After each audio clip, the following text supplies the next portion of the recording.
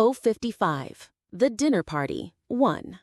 After a refreshing bath, I grudgingly put on my old Imperial military uniform. It felt strange to wear it again after so long. To think this used to be my everyday attire. It was almost time for our appointment. We had arranged to meet in the dining hall so we could leave as soon as our carriage arrived, so I headed down. "Oh my goodness, Alan, what are you wearing?" Kira, the innkeeper, looked utterly shocked. "I'm dressed like this because I'll be visiting a Mr. Silas from the Commerce Guild. Do you happen to know him?" There isn't a soul in this town who doesn't know Lord Silas. But my, what splendid attire! You look like a nobleman. It's the only decent thing I own. Might I have some tea? Of course. Just a moment, please.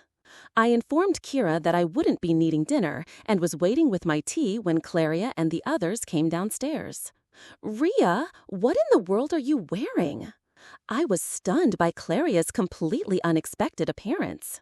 Her outfit was a style that had become popular in the Empire, influenced by a trend from Earth. I think it was called cosplay or Gothic Lolita fashion. It was a new style for the Empire and had caught on, but I never imagined a crew member from the Icarus would have something like it in their personal belongings. Surprised? It's a very distinguished dress, isn't it? Sharon and Selena said they wouldn't wear it, so they gave it to me. Sharon and Selena had faint, apologetic looks on their faces. They had probably just brought along whatever the Icarus had recommended, and it wasn't to their taste. The garment, made of volumatic black and white frills, was very extravagant and suited Claria perfectly. However, it looked more like a costume than a dress. Still, if Claria, who was knowledgeable about this planet's fashion, insisted on calling it a dress, then it must pass for one here. Sharon and Selena were wearing matching one-piece formal dresses of Imperial design, the kind you often see at weddings in the Empire. They weren't for business, but for slightly more festive occasions like celebrations. I guessed the matching design was a concept to play up their twins' cover. Seeing the two young girls in them was quite adorable, making them look like they were trying to appear more grown up. Elna also wore a dress of Imperial design. While not a formal gown, it had a formal feel. It was dark green, which suited her well, but she wore a thin leather belt at her waist from which hung an electromagnetic blade knife. She had likely left her sword behind, but seeing a combat knife hanging from an Imperial-style woman's dress was incredibly jarring. Since everyone was dressed up, I figured I should say something. "You all look amazing, truly beautiful." "You think so? Well, Elna, Sharon, and Selena's exotic designs aren't bad either." "Alan, you have a visitor," Kira said. Behind her, I could see Karina, dressed in formal attire. "I've come to—" She trailed off, frozen as she stared at us. Was the Imperial design a bad choice after all? "My apologies. I have come to escort you. If you are ready, please come to the carriage," Karina said, composing herself. "Thank you. All right, everyone, let's go."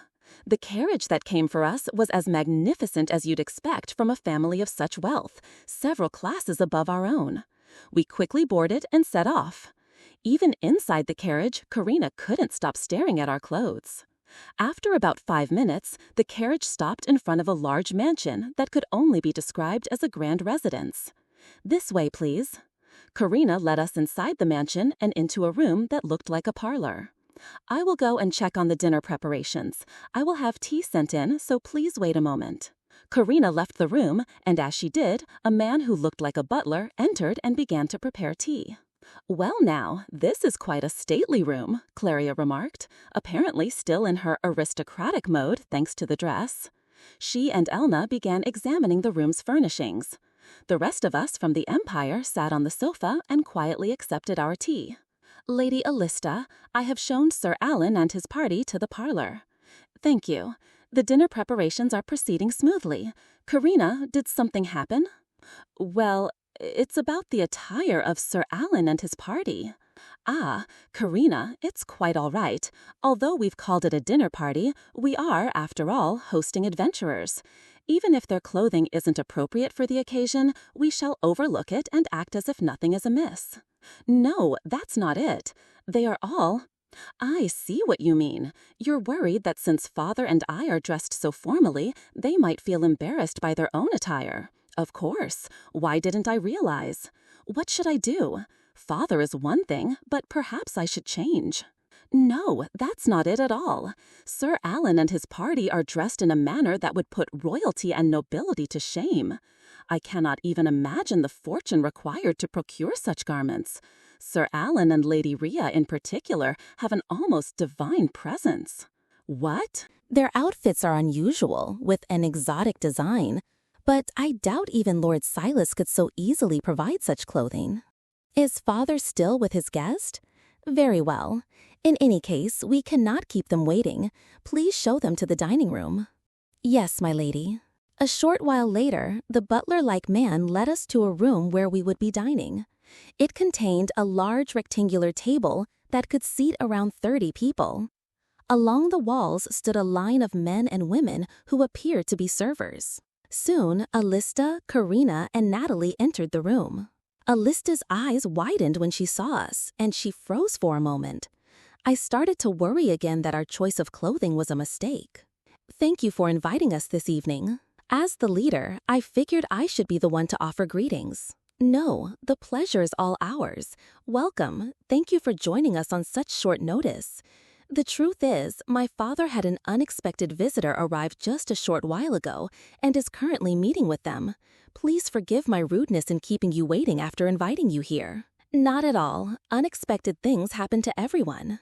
I don't know how long he'll be, so let's begin without him. Just as the servers pulled out our chairs and we took our seats, Silas entered the room. As expected, he looked startled by our appearance. Whoa, whoa, you all look incredible. Hearing him say it so bluntly was actually a relief. It seemed Silas was a very straightforward person. Hearing it was a dinner party, I came wearing the only decent thing I own.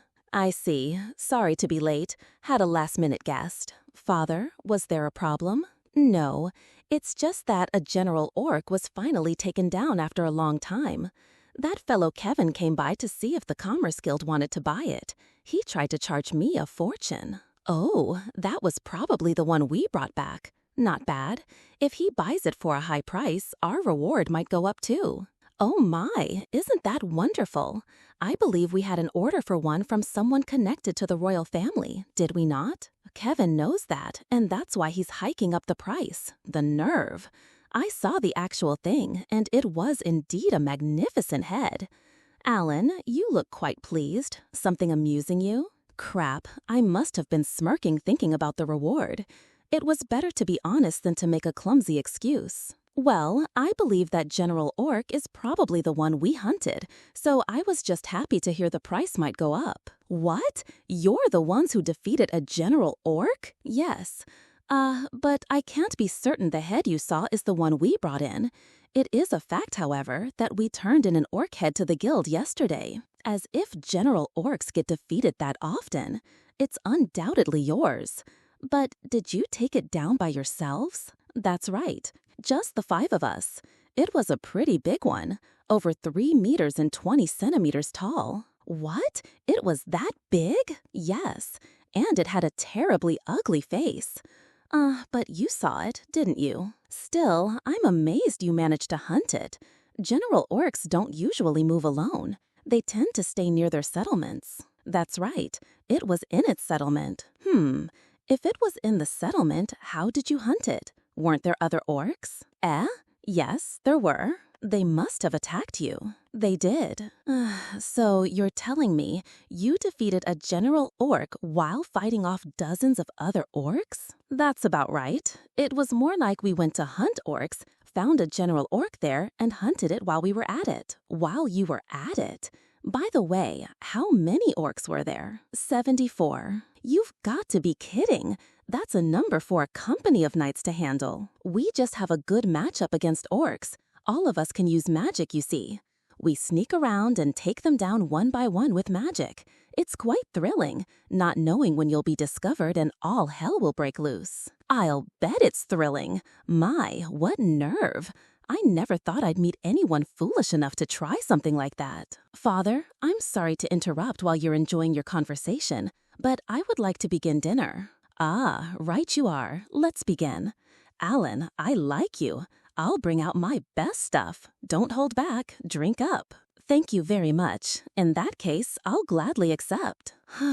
I knew it would come to this, Alyssa sighed. The dinner was served in courses, starting with an appetizer, followed by a succession of splendid dishes. I was worried about table manners, as this was my first formal meal here, but seeing Claria and the others, I was relieved to find the etiquette wasn't much different from the Empire's. I suppose there aren't that many ways to eat with a knife and fork. The best stuff Silas mentioned was a wine with a higher alcohol content than usual.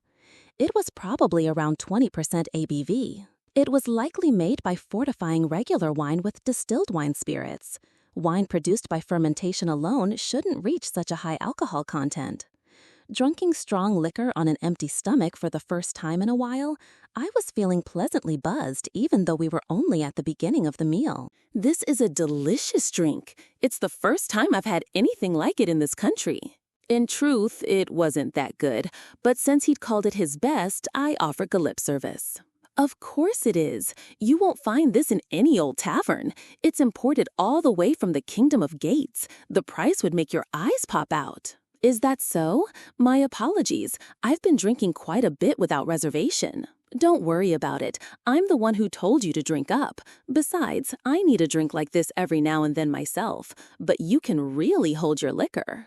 I don't usually drink this much, but I do enjoy it.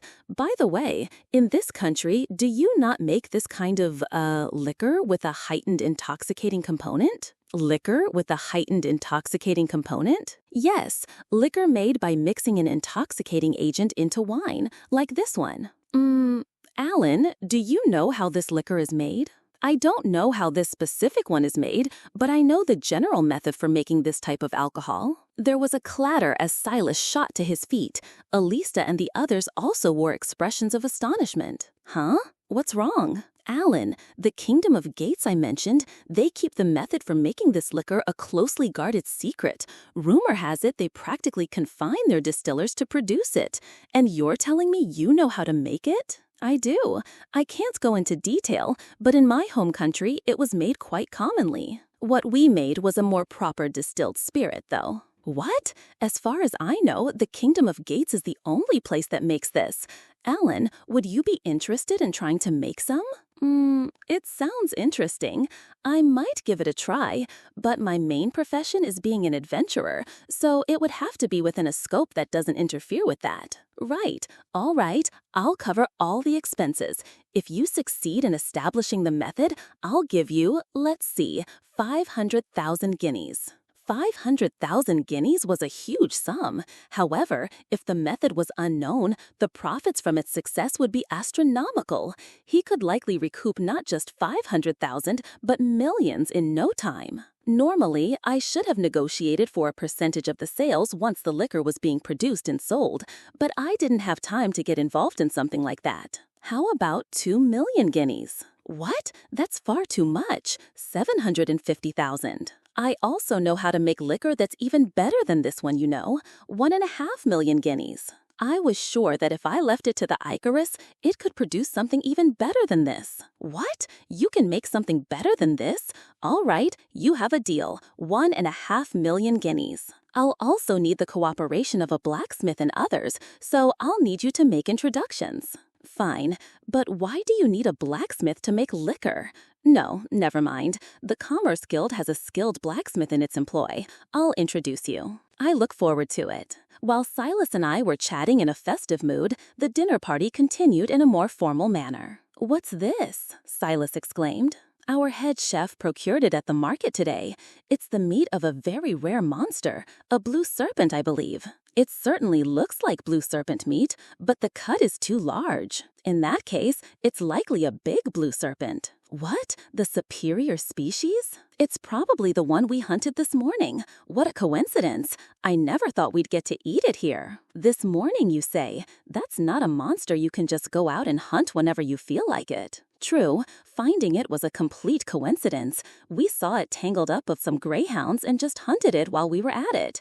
This one was pretty big, too, nearly 10 meters long. What? What did you do with the hide? Who knows? We left it with the guild. Of course you did. Well, I guess I'll have to go take a look tomorrow. Is it really that valuable? Oh yes, you rarely find one that large. Made into a bag, it would sell for a very handsome price. I see. I immediately tried the big blue serpent steak. The seasoning was simple, just salt, pepper, and herbs. The meat had no gamey taste. For serpent meat, it was surprisingly fatty, juicy, and seemed to melt in my mouth. With high-quality ingredients, complex seasonings are unnecessary. This might be the best way to prepare it. The chef here was quite skilled. This is delicious. The rest of the party seemed to be enjoying it thoroughly as well. Ugh, it's good. It's been about 5 years since I've had it, but this one tastes even better, probably because it's the superior species. What else did you hunt today? Just greyhounds. I see. How many? 60. 60? And all of that just this morning? That's right. You're truly remarkable. I can't believe you were C rank. We were all promoted to B rank today. Well, that's only natural. I guess Kevin is doing his job properly then. The meat course was finished, and the last course was dessert. It was a soft, moist cookie-like treat dusted with powdered sugar, topped with what seemed to be dried fruit soaked in alcohol. It was very tasty. Tea was also served, but Silas and I were still drinking our wine. It seemed the course meal was now at an end. That was a truly wonderful series of dishes. It's been a long time since I've enjoyed a meal so much. The others in my party also chimed in with their praise. I was worried whether it would satisfy a connoisseur like yourself, Alan, but I'm so pleased you enjoyed it. I was more than satisfied. Each and every dish was prepared with care and delicacy, showing the chef's remarkable sense. Thank you. I will be sure to pass that along to the chef. Well, now that we've finished eating, it's time for the main topic. As I mentioned the other day, this is about my reward for your help in rescuing Alista and the others. So, we were finally getting to it. Of course, I knew today wasn't just a dinner party, and that this topic would come up. I wondered what he was going to propose.